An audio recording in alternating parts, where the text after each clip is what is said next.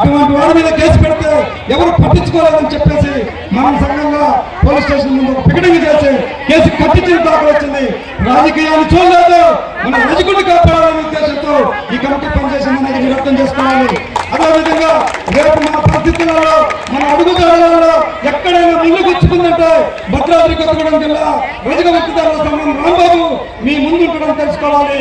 Police station లో మీ మీద దాడి జరుగుతుందంటే మొదటి తప్ప రాంబాబు మీద పడాల్సిందే తప్ప మీ మీద పడకుండా చూసుకుంటామని చెప్పేసి వాగ్దానం చేస్తున్నా.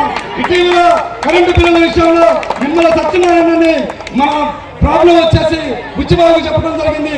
మరి ఆ బుచ్చిబాబు గారు కూడా లోకల్ ఉన్న కరెంటు సంబంధించిన ఏఈని డిఈని మాట్లాడటం జరిగింది. కానీ ఈ రాష్ట్ర వ్యాప్తంగా ముఖ్యమంత్రి గారు ఏం చెప్పారు ఏంటంటే కరెంటు ఉచితం అని చెప్తాడు. అటువంటి కరెంటు లాలు చెప్పాడు ఇక్కడున్న ఉద్యోగస్తులు ఇబ్బందులు గురి చేసి భయభ్రాంతులు గురి చేసి డబ్బులు వసూలని చూస్తే దానికి నిక్కగా మన బుచ్చిబాబు చెప్పడం జరిగింది.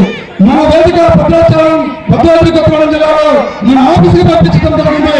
ఆఫీసులో రాయి పెట్టి ఆ అధికారులు బదిలించి మా కరెంటుకి సంబంధించిన ఉచిత విద్యుత్ విషయాన్ని మరలా మీరు కట్ చేస్తే నిమ్మల సత్యనారాయణ వెనుక అశోరాపేట సంఘంలో ఉన్న రజకులందరూ మీ ఆఫీసు నుండి కూర్చోబెట్టి నిన్ను ఒక బుక్కుడు ఉచితం చెప్పేసి గద్దీయడం జరిగింది. దీని పట్ల చేస్తే ఏమవుతుంది? రజకుల ఐక్యత అనేది ముందుకెళ్తుందని తెలుసుకోవాలి. కానీ ఈ నాయకత్వం అనేది పొగడుతుందిగా ఉంటుంది. మీకు రెవెన్యూ డిపార్ట్మెంట్ లో కానీ పోలీస్ డిపార్ట్మెంట్ లో కానీ ఇంకా ఎటువంటి సమస్యలు వచ్చినా మన నాయకత్వం చూసుకుంటుంది. దాని ముందు మనం పనిచేస్తామనేది మీరు అర్థం చేసుకోవాలి.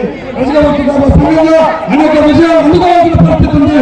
మరి ఇవన్నీ అందుకోవాలంటే మీ అందరూ సహాయ సహకారాలు ఇవ్వాలి. అదేవిధంగా ఇంకా సమయం ఉంటే దీని తర్వాత గేమ్స్ ఉన్నాయి. మరి ఈ గేమ్స్ విషయంలో కూడా